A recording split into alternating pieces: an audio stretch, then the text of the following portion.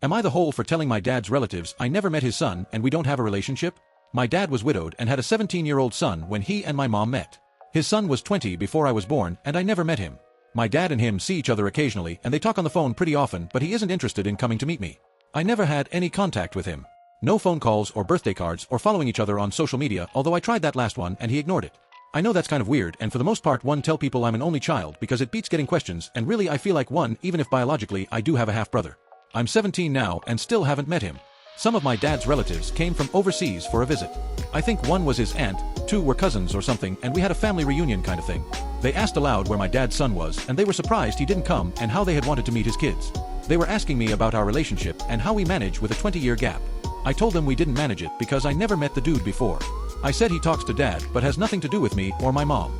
The relatives were like, WTF, do you mean you never met him and he's your brother? I said that's just how it is. He's a stranger to me and will likely always be one.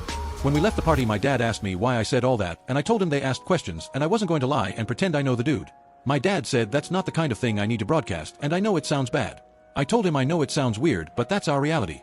My dad said it still doesn't need to be something I talk about like I did. I told him they would have realized eventually or found out eventually, so why not just put it out there? My dad told me it just isn't how most families would work and everyone knows that and how I'm old enough to be more tactful about stuff. AITA.